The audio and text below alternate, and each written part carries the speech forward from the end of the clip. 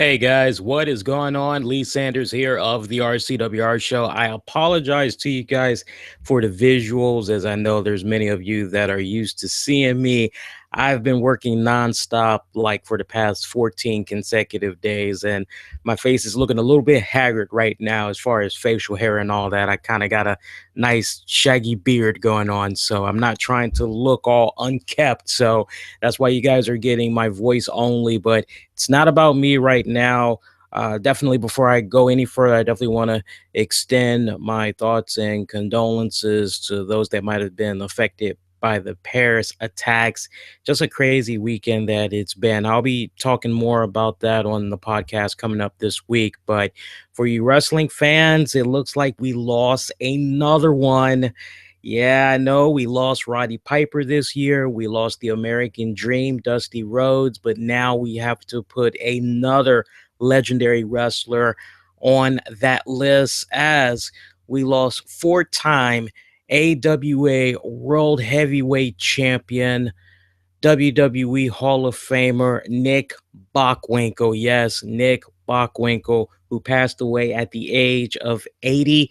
Now, if you head on over to WWE's website, they did officially acknowledge it. So apparently, WWE, they did a little bit of digging of info, if you will. They did their own little investigating, and they were able to determine that, yes, indeed, Mr. Nick Bockwinkel did pass away. To WWE's statement, again from their website, which reads as follows: WWE is saddened to learn that Nick Bockwinkel, a WWE Hall of Famer and four-time AWA World Heavyweight Champion, has passed away at the age 80.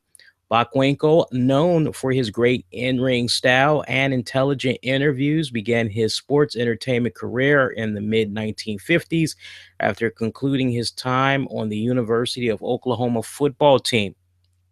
Bockwinkel was trained by his famous father, Warren Bockwinkel, and wrestling legend Lou Thez. Nick teamed with his father on many occasions, competing in Georgia, Texas, and the Pacific Northwest before moving on to where he would find the most success, American Wrestling Association, AWA. Bockwinkel was famously managed by WWE Hall of Famer Bobby the Brain Heenan during his AWA tenure, with the two drawing the era of crowds everywhere.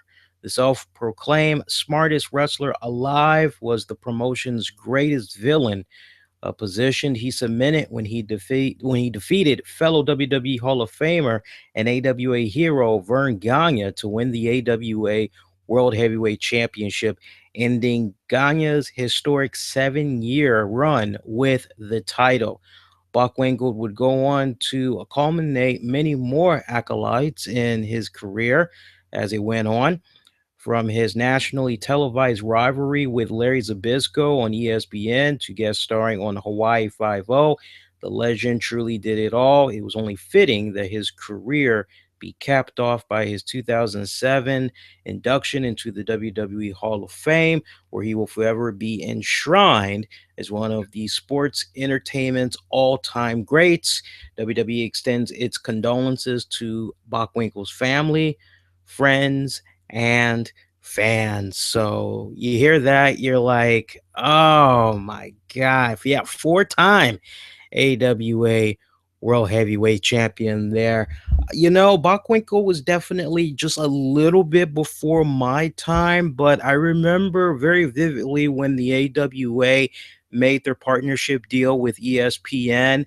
And I remember I was pretty much able to see AWA that way. I believe at that point, I think it was new episodes that was running, but I may have missed the era of Bockwinkel when he was just dominating the most in the promotion. I know for sure I had caught the reruns while AWA was still in business, but struggling at that as it was about to be over for them.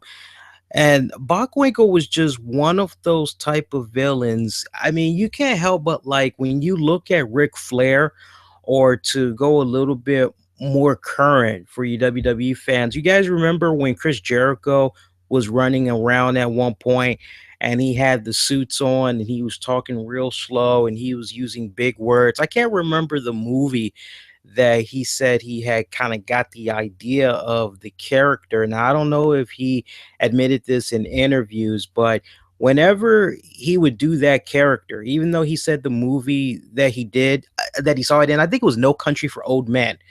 I always thought the basis, the basic platform for that character was Nick Bockwinkel. Just the way he would talk, he made it.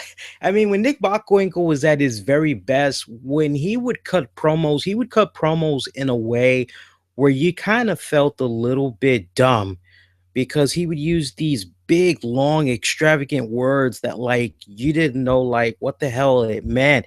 And you kind of felt like a peon a little bit, when you were listening to him. But just the way that he would carry himself on a very flamboyant, not in the sense of Ric Flair. I mean, he was flashy with the suits and all that, but he was one of those type of heels. He could back up whatever he was saying.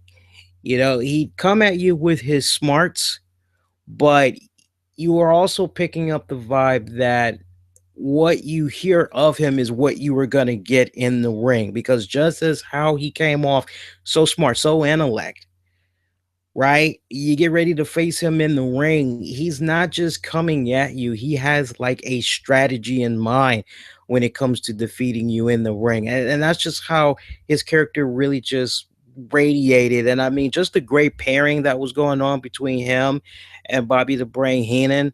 I'm sure Bobby the Brain Heenan, he's probably really feeling this right now. He's probably taking this pretty hard. And just to know that, like, he's one of the last lone wolves that's out there, as all of his friends, colleagues that he's worked with for years, they're just dropping off one by one. And, like, he is still around, especially when you just think about the current condition that he's in right now. You're like, damn, and it's sad that this news had came about, but like, I think unfortunately it's going to be overshadowed greatly, not unless you're like a hardcore pro wrestling fan.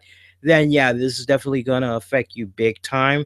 But with everything that's happening with Paris and all that, I don't know what WWE is going to do, guys. I know for you old school fans, you probably are looking for WWE to do some type of a tribute or whatnot. I don't think it's going to happen, at least for sure, not this week, maybe not for the next 2 weeks, not with them hyping up the whole Undertaker Survivor Series 25 years. If we're lucky, maybe we might get some type of a Legends with JBL panel or whatever. Maybe we might get something along that nature where they talk about the career of Nick Bockwinkel. Personally, I've been saying this for months. I wish WWE would look into it. I like to see Legends of Wrestling, the little round table show that was on for like an hour back in the day on WWE On Demand. I personally would like to see that come back, but yeah, wishful thinking right there. But I want to hear from you guys that grew up watching Nick Bockwinkel. I definitely would like to know what was some of you all's greatest matches, rivalries, or promos, and how maybe you're going to be celebrating, in his memory, of his passing, how you maybe will acknowledge that in the days to come. But I'm definitely going to go a little bit more in depth about this on our Tuesday night show, which you can catch 10 p.m. Eastern on Spreaker.com. All the links you need is in this video description here. If you can't check it out live, you'll definitely be able to scoop it up on demand on great platforms such as Spreaker, iTunes, Stitcher, TuneIn, iHeartRadio. So check out all the links you need. It'll be, again, in this video description below. And make sure you follow me on Twitter. I'm at the RCWR Show. Facebook, Infinity One Productions. That's with an E. Spell out one. Infinity One Productions. Of course, I do, and I would greatly appreciate if you hit that subscribe button, as we always are trying to do our best to do a little bit of everything for you guys, whether we're breaking news like what we're doing right now, or we're posting some fun and insightful interviews, reviews, you name it. We always have a little bit of something for everybody here on our YouTube channel and throughout other great platforms. So do subscribe. All right, guys, that is going to do it. If this news shocked you and you know other pro wrestling fans that were big fans of Nick Bockwinkel, make sure you share the news with them. And until next go around, I'm definitely wishing you all a heartfelt be safe and be kind to one another. I will see you next go round. Everybody, do take care.